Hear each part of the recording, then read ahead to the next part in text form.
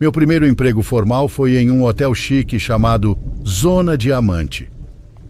Para ser sincero, só consegui entrar lá por indicação de um familiar, porque de outra forma nem em sonho teriam me contratado. O que eu mais gostava naquele trabalho era que ele me ajudou a conquistar minha independência. O dinheiro extra fazia uma diferença enorme para mim. Ajudava nas minhas despesas, nos meus planos, e para falar a verdade, tinha outro motivo também. Foi lá que conheci várias garotas bonitas que trabalhavam em diferentes áreas do complexo. As pessoas que se hospedavam naquele lugar eram realmente diferentes. Eram pessoas completamente desconectadas da realidade, vivendo dentro de uma bolha de privilégios absolutos. E isso era justamente o que eu menos gostava de trabalhar ali. Durante as 8 horas do expediente, eu era obrigado a entrar no mundo dessas pessoas. Para elas, você não passa de uma figura de fundo, alguém invisível. Estão tão acostumadas a conseguir tudo o que querem na hora que querem, que acreditam que o seu tempo e a sua dignidade não valem absolutamente nada. Certa tarde, enquanto eu aparava a grama ao redor das quadras do setor norte, senti alguém me observando. Havia atrás de mim um edifício de apartamentos que pertencia ao mesmo complexo do hotel, mas era destinado a hóspedes que ficavam por períodos longos. Às vezes, alguns ficavam por vários meses. Quando levantei os olhos para uma das últimas varandas, no 8º andar, vi uma mulher me vigiando. Ela estava fumando. Achei estranho porque era a única pessoa em todo o prédio que estava do lado de fora. A maioria dos hóspedes preferia ser mimada nas áreas comuns, na piscina ou nos restaurantes, em vez de ficar trancada no apartamento. Afinal, para que diabos alguém viria para a praia e pagaria um hotel tão caro para permanecer dentro de um quarto? A partir daquele dia, sempre que eu precisava trabalhar naquela área do complexo turístico, peguei o hábito de olhar para cima. E ela estava lá. Sempre. Vestida com roupas leves que balançavam ao vento, apoiada no corrimão de uma forma que pessoalmente eu jamais me apoiaria, considerando a altura. Ela fumava em silêncio, olhando quase sempre para o horizonte, raramente para o chão. Perto do fim do ano, a empresa organizou uma festa de agradecimento para todos os funcionários em um salão ao lado das quadras do setor norte, justamente ao lado dos apartamentos de longa permanência. A festa foi excelente, mas terminou muito tarde. Saímos por volta das 3 da manhã. Quem trabalha em lugares de luxo aprende rapidamente como deve se comportar nas áreas comuns durante a madrugada. A regra de ouro é desaparecer. Andar rápido, fazer o mínimo de barulho possível e não atrapalhar nenhum hóspede que esteja acordado àquela hora. Eu atravessava o caminho em frente à fachada do edifício dos apartamentos quando, por instinto, levantei os olhos. E lá estava ela. Juro que senti uma vertigem terrível, como se algo estivesse puxando meu estômago por dentro. A mulher estava sentada diretamente sobre o corrimão da sacada do 8º andar, com os pés pendurados no vazio. Ela se sustentava apenas com uma das mãos. Na outra segurava um cigarro do qual dava tragadas profundas e lentas. A adrenalina tomou conta de mim. Peguei o rádio imediatamente e, com a voz trêmula, comuniquei a situação à central de segurança do hotel. Poucos minutos depois, equipes de segurança e emergência chegaram de maneira extremamente discreta. Eles apontaram lanternas para o alto, mas a varanda estava completamente vazia. Não faço ideia de quando ela entrou novamente no apartamento, mas ela não caiu. Disso eu tinha certeza. Ninguém ouviu qualquer impacto e ninguém a viu saltar. Mesmo assim, os seguranças vasculharam cuidadosamente os arbustos e jardins da área inferior, imaginando que talvez um corpo pudesse ter ficado escondido entre a vegetação. Não encontraram absolutamente nada. Para não deixar pontas soltas, a administração realizou uma verificação telefônica naquela mesma madrugada. Apartamento por apartamento. Eles acordaram todos os hóspedes do prédio para confirmar se estavam bem e se ninguém estava desaparecido. Todos atenderam irritados, sonolentos, mas em segurança. No fim, como a mulher não apareceu em lugar nenhum e todos os hóspedes estavam bem, recebi uma bronca monumental do supervisor por ter causado um falso alarme e acordado metade do hotel. Depois daquela noite, sempre que passava pelas quadras do setor norte e sentia aquele olhar preso à minha nuca, eu tentava não olhar para cima. Mas a mulher continuava lá, sempre na sacada. Quando me mandavam aparar os arbustos daquele lado do complexo, eu sentia o peso dos olhos dela nas minhas costas o tempo inteiro. Olhava rapidamente de canto de olho e ela continuava ali. Foi então que decidi verificar se ela realmente passava o dia inteiro naquele lugar. E passava. Manhã, tarde e noite. Ela entrava e saía da varanda. Às vezes vestia algo mais confortável ou colocava um chapéu de aba larga quando o sol estava forte, mas havia uma constante. O cigarro nunca saía de sua mão. No hotel existia uma regra que jamais seria colocada por escrito em qualquer manual. Os funcionários eram orientados a nunca, sob nenhuma circunstância, fazer contato visual com os hóspedes. Nunca. Por isso, mesmo à distância, eu evitava olhar diretamente para ela. Observava apenas por uma fração de segundo para confirmar que continuava ali e então voltava ao trabalho. Até que numa tarde nossos olhares finalmente se encontraram. Foi como se ela estivesse esperando por aquele momento havia semanas. Assim que percebeu que eu a encarava, começou imediatamente a acenar. Movia os dedos em direção ao próprio corpo, indicando que eu subisse. Que fosse até o apartamento dela. Meu primeiro impulso, como funcionário, foi erguer o rádio e solicitar assistência da equipe responsável pelos apartamentos. Mas como se soubesse exatamente o que eu pretendia fazer, ela gritou lá de cima. Sua voz mal conseguiu vencer o som do vento. Ela pediu que fosse eu. Baixei o rádio lentamente e olhei novamente para o 8º andar. Ela segurava o cigarro com a mão esquerda e com a direita implorava desesperadamente para que eu subisse. E eu subi. Sabia perfeitamente que o correto seria chamar os mordomos ou os responsáveis pelo atendimento aos apartamentos. Mesmo assim, caminhei até o edifício. Entrei pelo elevador de funcionários e apertei o botão do 8º andar. Quando as portas se abriram, encontrei um corredor completamente escuro. Não havia iluminação alguma. Peguei o rádio. Central, informo que o corredor do 8º andar está sem luz. A resposta do operador caiu sobre mim como um balde de água gelada. E que diabos você está fazendo no 8º andar? Não respondi. Pensando melhor, percebi que provavelmente levaria outra bronca, já que aquela não era minha área. Eu já estava me virando para voltar ao elevador quando o corredor se iluminou de repente. A luz vinha do interior de um dos apartamentos. Parada na porta estava aquela mulher. Ela repetiu o mesmo gesto com a mão. Chamando-me. Me aproximei lentamente e empurrei a porta. Imediatamente senti uma onda sufocante de calor. O corredor estava fresco, mas dentro do apartamento fazia um calor absurdo. O ar-condicionado estava completamente desligado. Achei que aquele fosse o motivo pelo qual ela me chamava.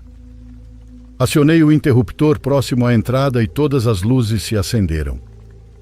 Procurei o painel do ar-condicionado na parede da sala principal e o liguei. Bastou apertar um botão. Enquanto o aparelho começava a funcionar, olhei ao redor procurando a senhora para avisá-la de que o problema já havia sido resolvido e que em alguns minutos o ambiente começaria a esfriar. Também queria saber se ela precisava de mais alguma coisa, mas não havia ninguém. O apartamento estava completamente mobiliado, porém não existia qualquer sinal de que alguém realmente morasse ali. Você sabe o que quero dizer. Nenhuma bolsa sobre a bancada, nenhum prato sujo na mesa, nenhum objeto fora do lugar. Nada. O lugar estava impecável, como se estivesse pronto para receber seu primeiro morador. No fundo da sala, perto da porta da varanda, estava a mulher. A porta de vidro estava totalmente aberta e o vento entrava com força, fazendo a cortina querer soltar do suporte. Ela permanecia parada. Desejei boa noite em voz alta. Nenhuma reação, mas o estranho não era apenas a falta de movimento. Quando dei 2 passos em sua direção, percebi algo muito pior. Aquilo não era uma pessoa. Não era alguém vivo. Era uma fotografia em tamanho real. Um recorte publicitário de papelão, em escala humana, perfeitamente nítido. Me aproximei mais alguns passos, com o coração batendo na garganta. Era uma propaganda do cassino do hotel. Mas era exatamente a mesma mulher que me chamou. A mesma que eu via todos os dias na sacada. Ela usava aquelas mesmas roupas leves, segurava o chapéu em uma mão e uma bebida na outra. Engolindo em seco, fui até a varanda. Não tive coragem de olhar para baixo. A altura me aterrorizava, mas examinei rapidamente os cantos. Não havia ninguém. Naquele momento tentei encontrar uma explicação lógica. Talvez a mulher fosse uma modelo. Talvez tivesse gostado tanto da propaganda que resolveu ficar com o recorte de papelão. Não seria algo tão estranho. Virei-me para sair.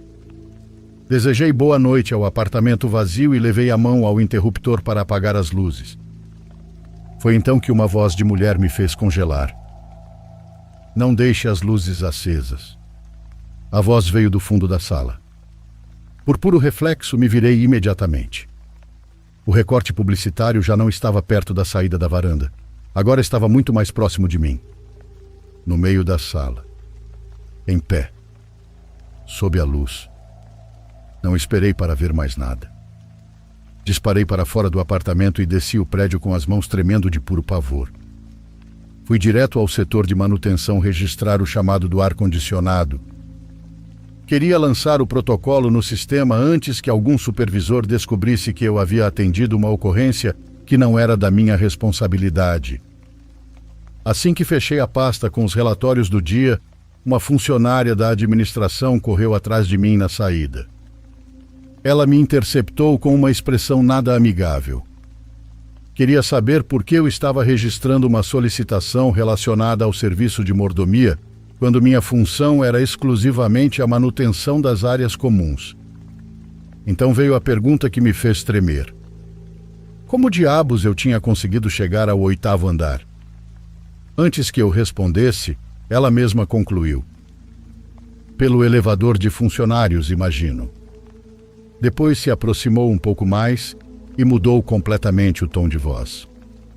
Ficou séria.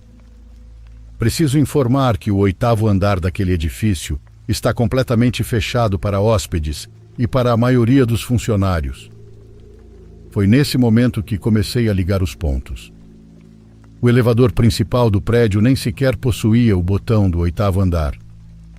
Somente o elevador de serviço tinha acesso ao local para que as camareiras pudessem fazer a limpeza ocasionalmente.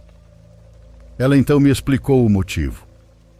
Aquele apartamento era praticamente um mausoléu. Uma mulher muito rica havia morado ali durante muitos anos. Antes de morrer, ela deixou pagos antecipadamente o aluguel e a manutenção do apartamento por um período enorme de tempo. Tudo estava especificado em seu testamento. Mas havia uma única condição. Ela queria que o apartamento permanecesse exatamente como o havia deixado. Segundo suas próprias palavras, se existisse vida após a morte, ela queria continuar tendo aquele espaço só para ela. Isso sem que ninguém a incomodasse. Apesar desse acontecido macabro, sinto falta de trabalhar naquele hotel.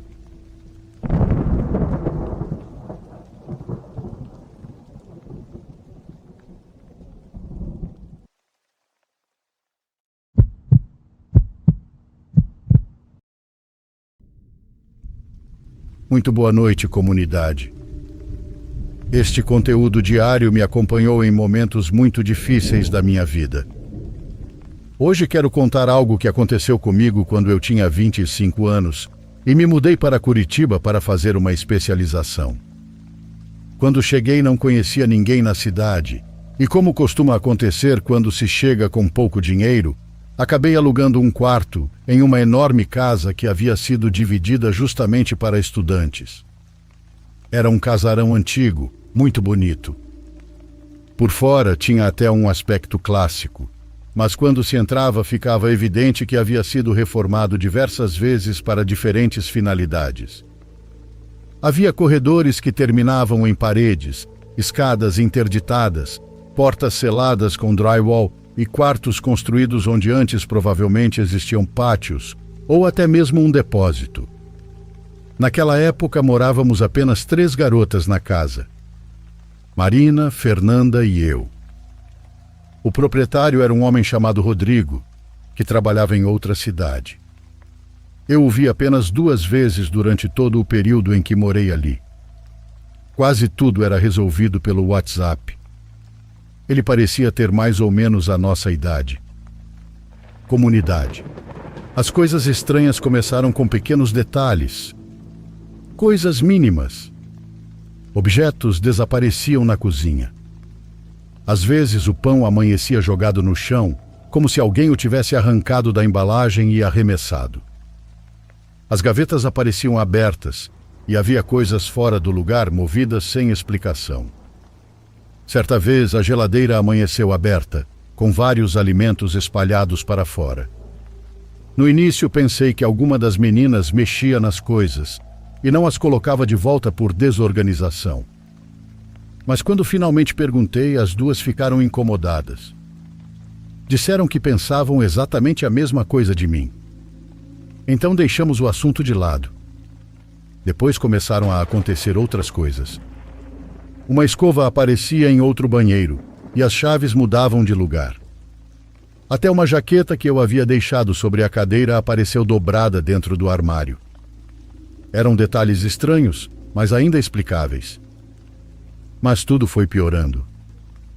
A primeira vez que ouvi a tosse foi cerca de 3 semanas depois de me mudar. Ela me acordou por volta das 3 da manhã. Era uma tosse horrível, como a de uma pessoa gravemente doente há muitos anos. Lembro que me sentei na cama, pensando que uma das meninas estivesse passando mal. Escutei por alguns segundos e depois, silêncio. Apenas silêncio. Até que o som simplesmente desapareceu. Na manhã seguinte, perguntei às 2 sobre aquilo. Nenhuma delas havia tossido. Nem sequer estavam resfriadas. Foi então que Marina me contou uma história. Segundo ela, havia ouvido um boato que não podia confirmar. Antes da casa ser reformada, uma idosa havia morado ali e diziam que ela praticava coisas estranhas. Falo de bruxaria, cultos e rituais. O típico tipo de história que se conta sobre qualquer casa antiga. Eu ri. Mas Marina não. E Fernanda a escutava com muita seriedade. As 2 pareciam convencidas de que aquilo poderia ser verdade. Disseram que antes mesmo de eu chegar, já tinham ouvido aquela mulher tossir e caminhar pela casa.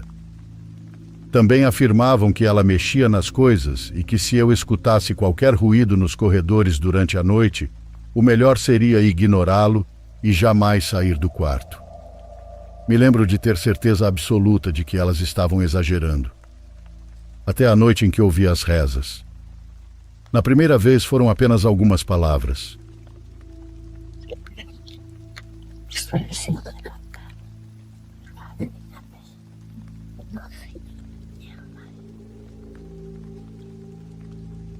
Tão suaves que pensei estar sonhando. Abri os olhos e permaneci parada, completamente imóvel. Então ouvi claramente a voz de uma mulher, rouca, áspera, murmurando alguma coisa. Não conseguia entender as palavras, mas parecia estar rezando. O pior era que o som vinha de baixo, diretamente debaixo da minha cama, não do corredor, não de outro quarto, debaixo da cama. como se alguém estivesse deitado no chão, exatamente abaixo de mim. Senti um medo absurdo, daqueles que fazem você se sentir como uma criança paralisada. Esperei. A voz continuou por alguns segundos e depois desapareceu. Demorei muito para conseguir dormir novamente. Depois daquela primeira experiência, tentei me convencer de que tinha sido apenas um sonho. Mas não funcionou porque ouvi as rezas novamente 2 noites depois. A mesma voz. A mesma sensação. Como se alguém estivesse sussurrando sob mim, debaixo da minha cama. Não eram orações que eu reconhecesse nem minimamente. Às vezes pareciam rezas, outras vezes pareciam apenas palavras incompreensíveis murmuradas sem sentido. E o pior era a tosse. Aquela tosse sempre voltava. Sempre aparecia primeiro. Profunda. Catarrenta. Como a de alguém muito doente. Acabei contando a Marina e Fernanda o que estava acontecendo comigo. Nenhuma das duas pareceu surpresa. Marina apenas me olhou e disse: "É que a bruxa te escolheu." Ainda me lembro da raiva que senti. Disse para ela parar de falar bobagens. Falei que se alguém estava entrando na casa, precisávamos descobrir quem era. Mas elas insistiam que eu deveria ignorá-la, ou então procurar a ajuda de alguém que entendesse dessas coisas. Do paranormal. Diziam que não podíamos expulsá-la da própria casa, mas que talvez alguém pudesse me ajudar a voltar a dormir em paz. E durante várias semanas, para ser sincera, eu mesma comecei a acreditar que precisava dessa ajuda. As coisas continuaram se movendo. Objetos desapareciam sem explicação. As portas da cozinha apareciam abertas. Um copo que eu deixava na cozinha surgia horas depois no banheiro. Minha escova desapareceu durante 3 dias e depois reapareceu exatamente no lugar onde eu já havia procurado várias vezes. Então começou o cheiro. É difícil descrevê-lo. Era algo parecido com mofo, esgoto e decomposição ao mesmo tempo. Às vezes surgia por apenas alguns minutos e desaparecia. Outras vezes impregnava determinados corredores da casa. Chegou um ponto em que nós 3 evitávamos andar sozinhas pela casa durante a noite. E a situação piorou quando Fernanda encontrou cabelo. Ela estava limpando atrás de uma cômoda quando retirou um grande punhado de cabelos longos, escuros e embaraçados. Muito mais cabelo do que uma pessoa normalmente perderia. Ela nos chamou. Ficamos olhando para aquilo em silêncio. Nenhuma de nós tinha o cabelo tão comprido. Nenhuma conseguiu explicar. Não havia nenhuma forma lógica de aquele cabelo estar ali. A possibilidade de explicar aquele cabelo parecia plausível, mas alguns dias depois aconteceu algo que ainda me causa arrepio só de lembrar. Acordei de madrugada. Não ouvi a tosse nem a voz. O que me despertou foi outra coisa. A sensação de que alguém estava sentado sobre a cama. Abri os olhos apenas o suficiente para enxergar a escuridão do quarto. Não vi nada, mas senti claramente que o colchão estava afundado perto dos meus pés. Fiquei sem coragem de mover um único músculo, sem coragem sequer de respirar muito forte. Aos poucos a pressão desapareceu como se aquilo tivesse descido da cama. Naquela noite chorei até adormecer. Pela primeira vez pensei seriamente em me mudar. Mas as provas já estavam próximas. Eu não tinha dinheiro, nem tempo e nem energia. Então permaneci ali. Mas o desfecho chegou cerca de 3 semanas depois. Eram quase 3 da manhã quando voltei a ouvi-la. Abri os olhos imediatamente. Reconheci a voz na mesma hora.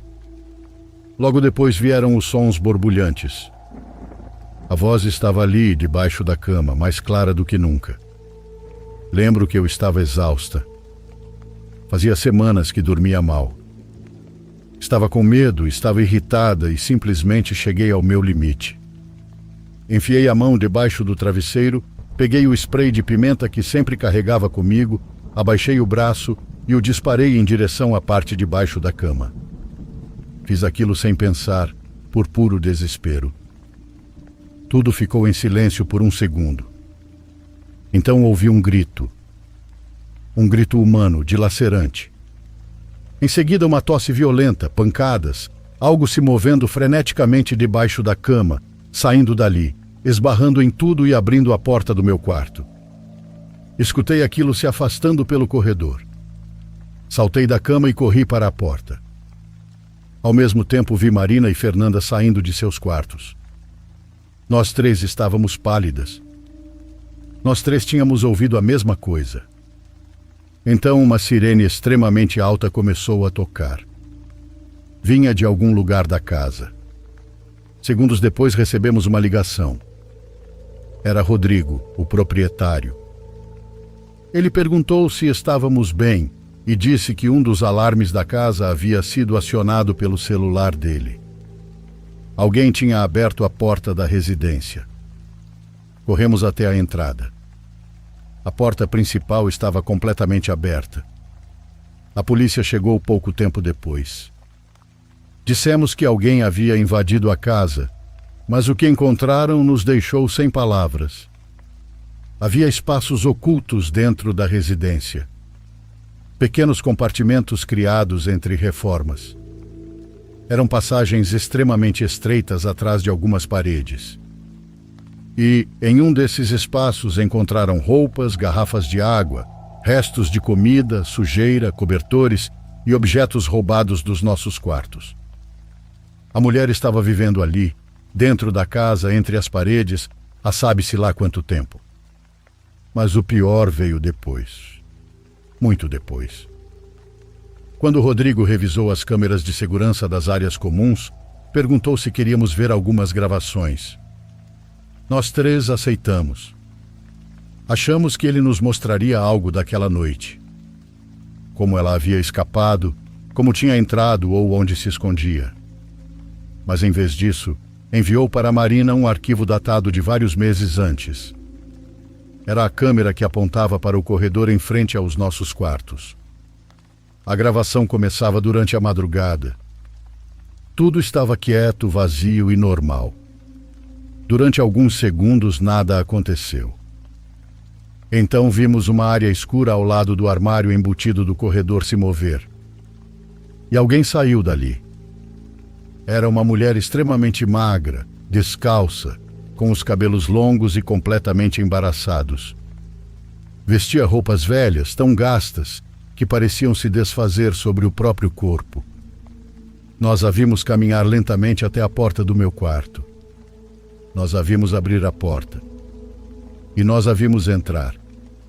A gravação avançava o tempo e mostrava que ela permaneceu pelo menos 1 hora dentro do meu quarto antes de sair e voltar a se esconder. Ninguém disse uma única palavra enquanto assistíamos ao vídeo. Eu quis dizer alguma coisa, mas não consegui. As palavras simplesmente não saíam. Pedimos a Rodrigo que nos enviasse a gravação, mas ele não quis. Permitiu que víssemos apenas uma vez. Hoje eu entendo o motivo. Se aquilo tivesse se tornado público, ninguém mais teria aceitado morar naquela casa.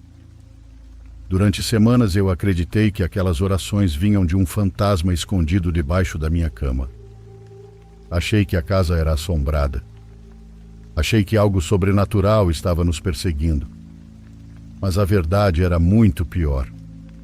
As orações pertenciam a uma mulher real. Uma mulher que sabe-se lá por quanto tempo viveu entre as paredes daquela casa. E que em algumas noites esteve perto o bastante para tocar meu rosto se quisesse. Ou talvez tenha tocado. Nunca nos disseram quem ela era, nem como chegou ali. Porém, hoje tenho muito medo de morar em lugares antigos, cheio de coisas estranhas. Porque se aprendi alguma coisa ouvindo relatos durante todos esses anos, é que o que vivi não foi a única vez que algo assim aconteceu.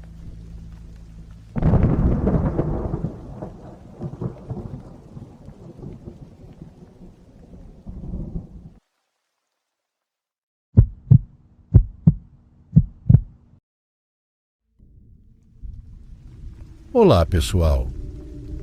Mando um grande abraço do Peru.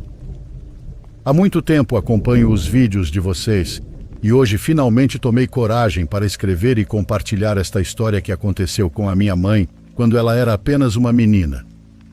Naquela época, minha mãe vivia com minha avó e o restante dos meus tios em uma casa bastante humilde, feita de madeira e com telhado de palha. Em uma noite qualquer, minha avó precisou sair às pressas para comprar alguns mantimentos, deixando em casa apenas minha mãe e uma das minhas tias. Segundo minha mãe, ela não se lembra por que os outros irmãos não estavam na casa naquela ocasião.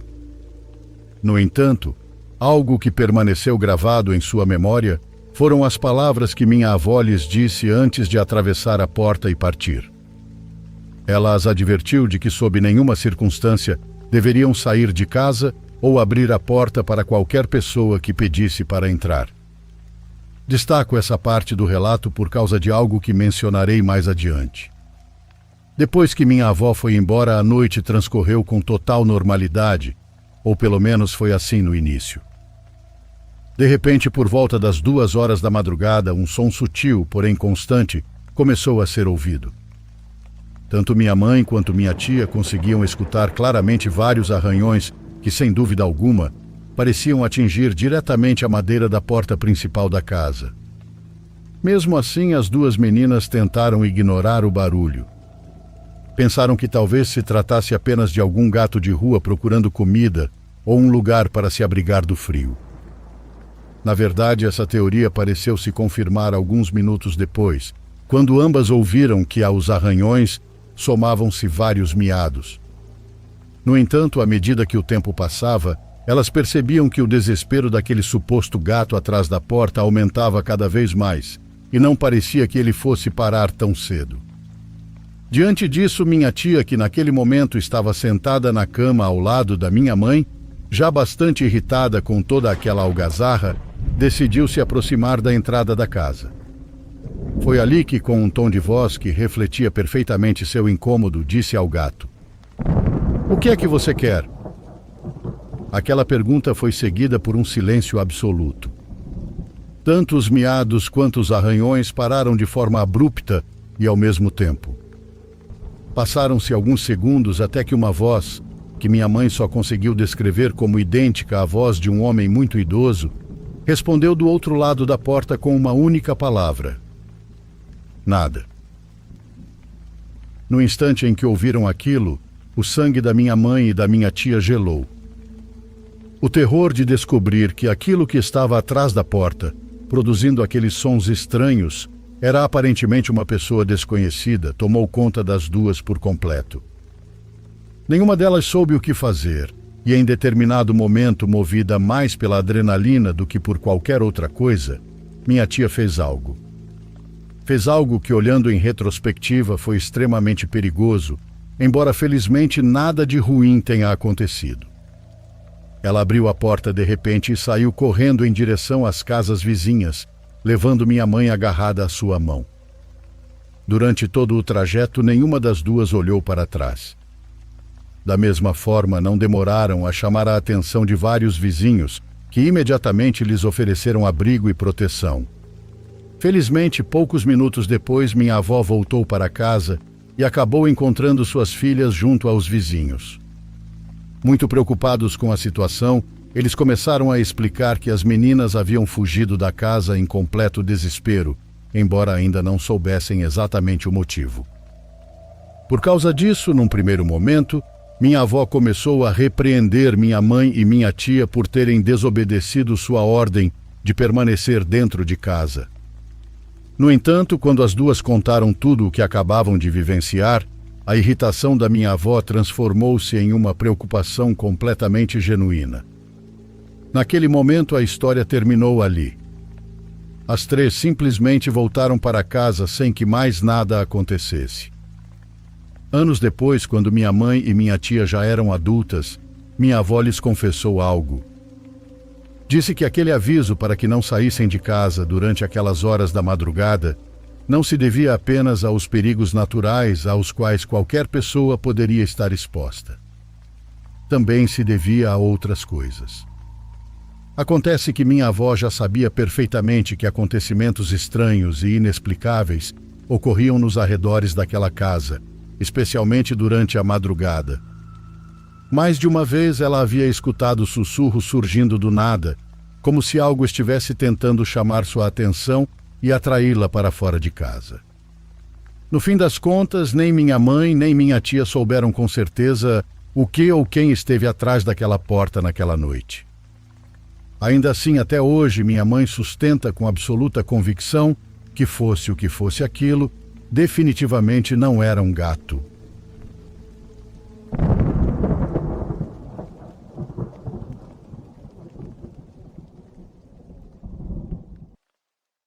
Por favor, curta e se inscreva se você estiver gostando. Agora continuamos.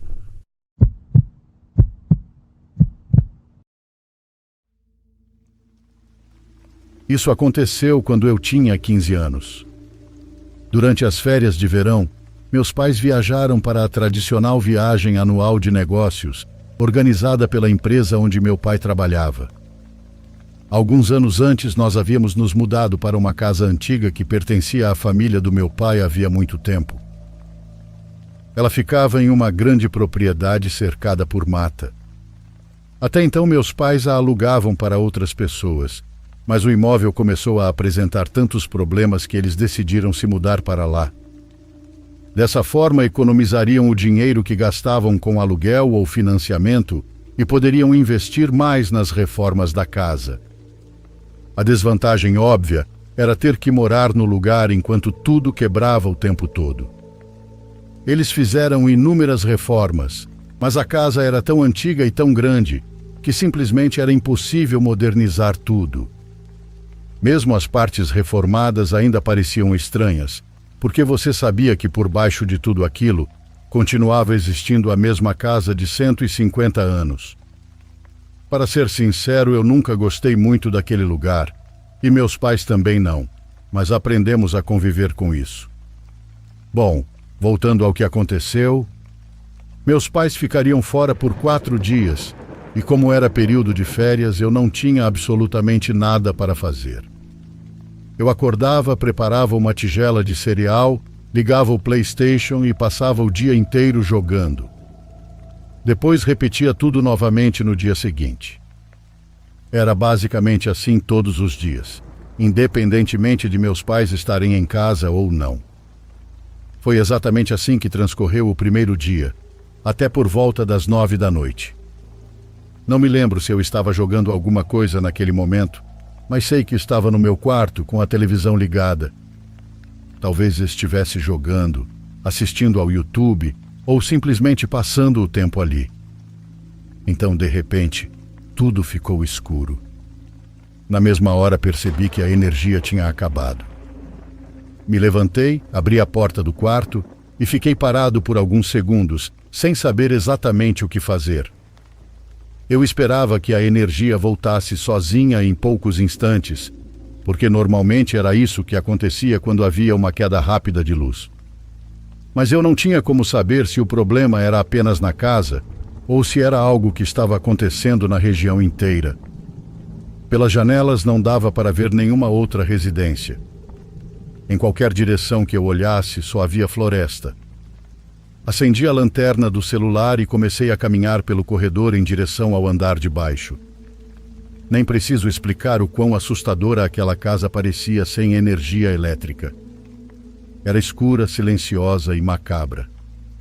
A casa rangia toda hora, e cada corredor longo sem iluminação parecia um túnel mergulhado na escuridão absoluta. Eu não conseguia enxergar nada além daquilo que estava diretamente sob o feixe da minha lanterna. Pior ainda era minha própria mente me lembrando, sem parar, que eu estava sozinho em uma casa enorme e antiga, perdida no meio da mata, sem ninguém por perto para ajudar caso algo acontecesse. Mesmo assim, consegui me manter relativamente calmo. Acabei me sentando perto de uma grande janela da sala de estar, por onde entrava um pequeno feixe de luar. Não era muito, mas pelo menos eu não estava completamente mergulhado na escuridão. Então mandei uma mensagem para meus pais. Por sorte, o sinal do celular ainda funcionava, então eu conseguia trocar mensagens normalmente. Enquanto esperava uma resposta, meus olhos percorriam cada canto da casa. Não sei se era apenas minha imaginação me pregando peças, mas eu jurava estar vendo algo se mover na escuridão. Eram movimentos quase imperceptíveis, apenas o suficiente para chamar minha atenção. Sempre que eu tentava olhar melhor, não conseguia distinguir nada. E, sinceramente, eu estava nervoso demais para sair procurando. Depois de alguns minutos, meus pais responderam informando onde ficava o quadro de disjuntores. Sim, eu provavelmente já deveria saber disso naquela idade, mas aquela casa era enorme e antiga. Eu imaginava que o quadro pudesse estar escondido literalmente em qualquer lugar, e mais uma vez eu não queria ficar vagando pela escuridão tentando encontrá-lo. Meu pai explicou que ele ficava no canto direito dos fundos do porão. Eu não diria que tinha medo de porões, mas também não era um lugar com o qual eu estivesse acostumado. Acho que eu só tinha descido naquele porão umas 2 ou 3 vezes. Ele era inacabado e estava cheio de coisas que pertenciam aos meus avós. Tudo havia sido deixado lá e coberto por grandes lonas brancas para proteger os objetos da poeira e do mofo. Durante o dia aquilo não parecia tão assustador, mas à noite, sozinho, iluminando o caminho apenas com a pequena lanterna do celular, era perturbador demais. Além disso, havia um cheiro horrível lá embaixo. Muito pior do que o típico odor de mofo presente em casas antigas. Caminhei entre caixas espalhadas por todos os lados até encontrar o quadro de disjuntores. A tampa já estava aberta. Eu não entendia muito bem como aquilo funcionava, mas sabia que a chave maior era a principal. Então a movi para a outra posição. Instantaneamente toda a energia da casa voltou. O que eu não sabia era que se o disjuntor principal tivesse desarmado sozinho, a chave não estaria exatamente naquela posição em que eu a encontrei. Ela estaria solta, exigindo que eu a desligasse completamente antes de religá-la. Mas naquela época eu não fazia ideia disso. Eu estava apenas aliviado por ver as luzes acesas novamente. Desliguei a lanterna do celular, fechei a tampa do quadro e comecei a caminhar em direção às escadas. Mas nem 15 segundos haviam se passado desde que eu religuei a energia quando ouvi passos correndo logo acima de mim. O susto foi tão grande que quase caí. Os passos continuaram por alguns instantes e então diminuíram de ritmo. O silêncio voltou. Rapidamente me escondi atrás de uma pilha de caixas, tentando controlar a respiração. Então ouvi algo ainda pior. Passos lentos descendo degrau por degrau, pela velha escada de madeira do porão. Sem fazer barulho, me enfiei debaixo de uma das lonas para ficar ainda mais escondido. A pessoa parou assim que chegou ao último degrau. Era como se estivesse observando o ambiente ou esperando alguma coisa. Então voltou a caminhar. Ouvi os passos passando entre as caixas até alcançarem o quadro de disjuntores. A pessoa desligou a energia novamente, mas não foi embora. Durante cerca de 5 minutos inteiros, não ouvi absolutamente nenhum som. Nada. Era como se aquele homem estivesse parado ali, apenas esperando. Naquele momento eu tinha certeza de que ele sabia que eu estava escondido no porão. E isso era aterrorizante. Quando ele finalmente voltou a se mover, aconteceu tudo muito rápido. O sujeito simplesmente disparou correndo pela escuridão, subiu as escadas em velocidade máxima e bateu a porta do porão com força. Assim que ouvi aquilo, peguei meu celular e mandei outra mensagem para meus pais. Eu sei. O correto teria sido ligar imediatamente para a polícia. Mas, para ser justo, eu nem sabia que era possível enviar mensagens para o serviço de emergência. Além disso, achei que seria mais seguro pedir aos meus pais que chamassem a polícia por mim, sem que eu precisasse fazer qualquer barulho. Do momento em que o invasor correu para fora do porão até a polícia bater na porta da casa, Passaram-se cerca de 30 minutos. O homem já tinha desaparecido. Mesmo assim, os policiais encontraram algo importante. As portas externas do porão, aquelas portas antigas que ficam embutidas no chão e se abrem para fora da casa, estavam com o cadeado cortado. Não faço ideia de quando aquilo aconteceu. Eu nunca ouvi nenhum barulho. Meus pais voltaram para casa imediatamente e durante as semanas seguintes mantivemos contato quase diário com a polícia.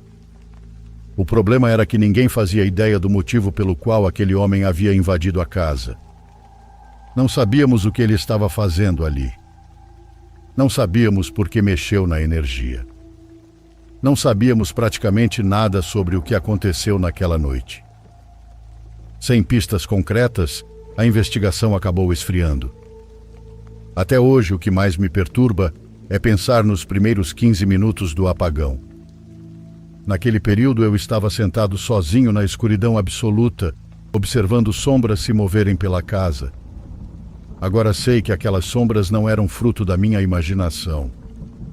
Ele estava lá em cima o tempo todo. Alguns meses depois, nós nos mudamos daquela casa e meus pais a venderam. Desde então, nunca mais aconteceu nada parecido comigo. Quer dizer, acho que é difícil algo parecido acontecer, né?